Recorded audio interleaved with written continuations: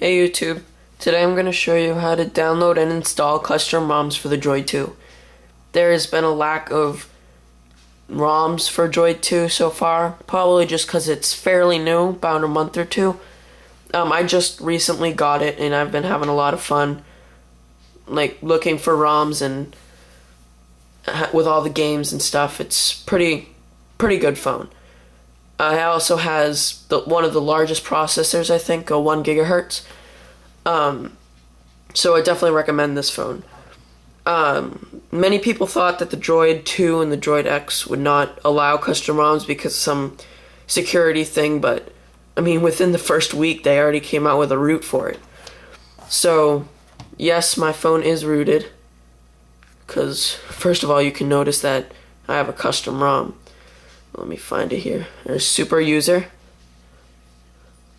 There's a very easy way that I found to root your Droid 2. I'll have a link of it in the description. I mean, there's no need for a tutorial because it's just so straightforward. So, don't worry, this isn't CyanogenMod, it's just a live wallpaper I found somewhere. But I'm going to show you how to use custom ROMs.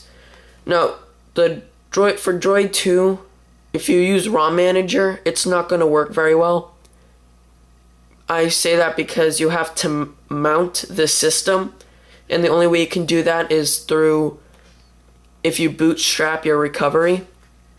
So ROM Manager is pretty much useless for this, unless you are going to back up your ROM.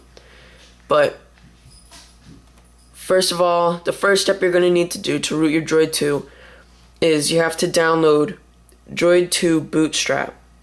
I'll have a link of it in the description.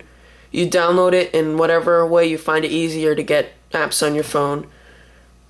You can plug it into your computer or use your email. So you open it up and you hit Bootstrap Recovery and hit OK.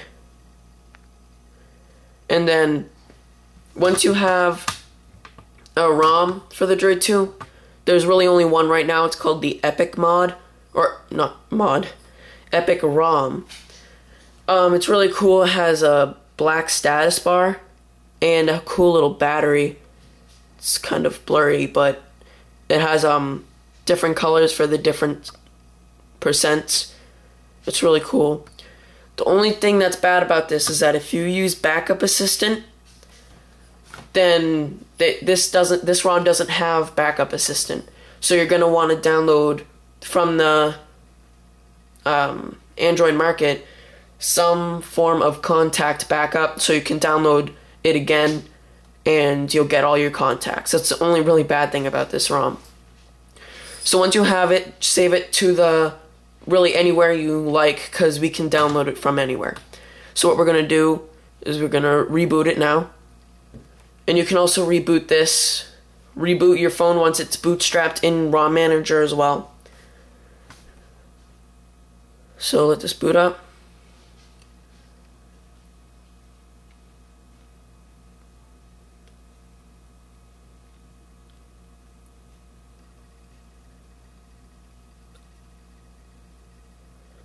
Takes a little bit. And there we are. It's gonna almost look like your original what's it called? It's gonna look a lot like your normal recovery, but it's gonna have green text. So you're gonna open up your keyboard and you're gonna use the arrow directions and the OK to select. So what we're first gonna need to do is very important. Go to Backup and Restore, and you can't really see it, but you want to backup, which is the first option. And you select that and back it up. Now, then you'll be able to see your backup in ROM Manager. The backup is just basically so if anything goes really wrong and the ROM doesn't install correctly, it'll go right back. You can reboot it back into recovery and hit Restore, which is the second option. And it should go back to your current ROM. And you go hit delete to go back, or it should go back to the menu once you're done. Then we're going to want to go to install zip from SD card. Choose a zip from card. And I don't have it. I don't think I have it currently in my directory, but go into any folder, or if it's just in the root of your SD card, it'll be right there. Oh, I do have it. It's the last one. It should be E Unleashed 2 or 2.5 or whatever ROM you have. Then you're going to select that and hit yes. And if everything goes well, it will install. And then you're going to go back to the main menu and hit reboot system now.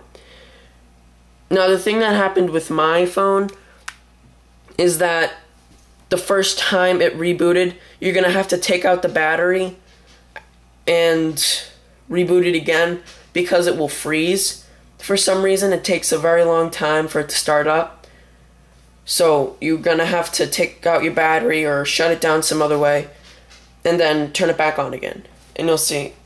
One way you'll know it works is it has the new load reboot screen, which is pretty cool, in my opinion.